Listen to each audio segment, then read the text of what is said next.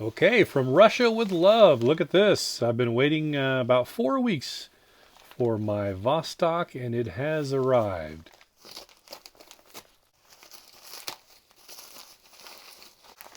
Ooh.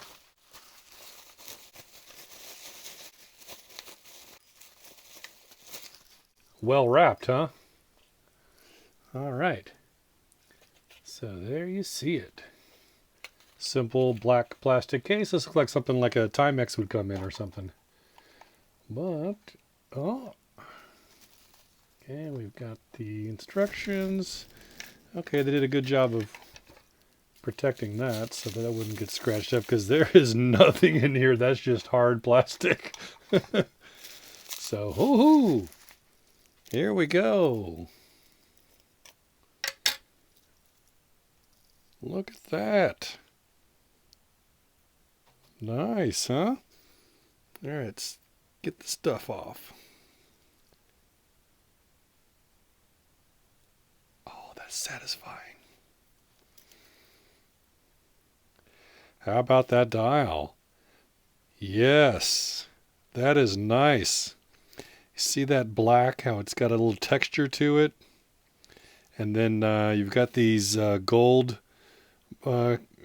stars. I don't even know what you call that. It's like a 3D shape. If you could see, if I could tilt it from the side, you'd see. But that's another thing I just noticed. Remember, it's got that domed crystal. Yes, domed acrylic. Wow, I'm just taking it all in. This is nice. So the bezel is, oh yeah. So there's no clicks. So it's just tension. That takes some getting used to a bit. That's like everybody says, huh? And I'm not quite sure if I like the shiny bezel like that. It's got kind of a little plasticky look to it, but I don't even know where to set this. Okay, right there, I guess, to where the people cannot freak out for it being misaligned. Actually, that looks like it's lined up precisely. Yeah, that is. You can see all the dots. That's nice. So this is 710334. I think this is an older model. That's kind of why I liked it. It seemed like it was going away. Engineered bracelet. I'll go over that in a minute. But 200 meter diver, and it's in-house movement. It's the 2416B, 31 joules.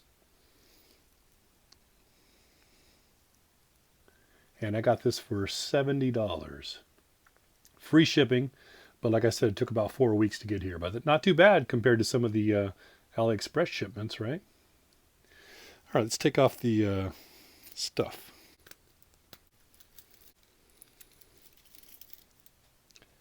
I'm going to cut to the chase. Kapow! Okay, you're going to be glad I did that. It took about 10 minutes to get all that stuff off of that bracelet. It was tightly wound. Okay, so now you see this engineered bracelet, and it's picking up tons of fingerprints already. But I got to tell you, it looks better on camera than it does in person. It's got a really kind of a cheap plastic look to it, and it's going to be replaced, that's for sure. I mean, it came with the watch, so it's fine, right? But yeah, I can see why people want to replace those. Okay, so you just got a stamped clasp, and same thing with the regular pull apart with the safety latch. And yeah, that bracelet is hollow and fold over, and same thing for the end links. So not a lot to see there. So we'll move on. I don't have any straps to put on it right now, but I will, and it'll look a lot better. So let's check out the movement and the dial again. So like I said, boy, it's, man, when you're particular about where your bezel's set, this is a hard watch to own. That thing just wants to slide everywhere when you bump it. So forgive me if it goes awry during this video. It's not intentional. It's just it goes everywhere. So no click, just tension and bidirectional. So anyway, so yeah. So you've got, like I was saying earlier, these checkerboard type indices at the 1, the 5, the 7, the 9, and the 11, and they're 3D. So I'm going to see if they kind of pick up and play with the light. See, look at the 11 and the 1. It's pretty nice, huh? And I like this this black textured dial. And then you've got the logo, the signature, and the 200 meters. Again, I can't read that, but I'm guessing what it is in print.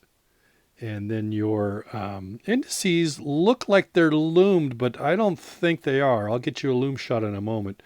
But I like that lollipop red secondhand too. That's nice, huh? Very cool. Anyway, so let's get into the movement. So this is the 2416B, 31 joules, and screw-in crown. And this is that famous crown that has that wobble to it. So as you pull it out, you know, it's like it's loose now. I can't feel any tension on the stem at all. And that's intentional so that you don't damage the stem and the movement if you bump the crown. So pretty cool. So no hacking, no hand winding. Whoa, hang on. I got to interrupt and correct myself here. So I was reading through the manual. You can see here clearly, you read that it does have hand winding. So they're counting position 1 as the screw in position, and then 2 is hand winding, and 3 is time setting. So just to show you, as you unscrew from position 1, now you got that wobbly crown. All right, and that is where you just pull out a little and then you wind. Okay, you can't quite hear it, but it's winding now. It wants to catch. It wants to catch on that screw though too, so you have to pull out just a little. And then, of course, the click position there doesn't have hacking, but that's where you now can set the date and time, etc. Now it does have the little back hacking trick. See the second hand as I put some tension. So you can do the back hacking trick on this as well, but officially not a hacking movement. But there is winding. I stand corrected. Okay, back to the original footage now. And let's see if we can get the date to change. See if we're close. So there's no speed set on the date either. You just have to go all the way around, or another trick I'll show you. See if this is midnight. Ooh, look at that. So like 11:57 or so, snapped to the next date. Okay, so this is their version of speed set. You can go backwards to around 9 o'clock. And this won't hurt the movement. And I'm going slow, but see the dial? The date complication? Now it just kind of ticked. Now you can go back, and midnight it will go to the next date. So you have to repeat that cycle. Here we go. So you have to repeat that cycle. I mean, that's better than going all the way around for days, right? But yeah, that's not a bad workaround. Well, here's your loom shot. I really hoped there would be luminescence on all the numbers on the dial, but there's not. But you got them on all 3 hands, and then those pips at the gold indices that I mentioned to you earlier. So that helps you get your orientation so you know which direction the dial's facing. Okay, so let's try it on. I'm wearing the Nautis Stealth 200 that I got recently. You can see some videos on that if you click above or down in the description. And I've got an 8-inch wrist. Let's see if we can click this jingly jangly bracelet. I got a little room, so I don't know how many links of this type of link come out. I guess it's just one. But yeah, it's a little loose right now, unless you wear it below the knuckle. But yeah, there it is on.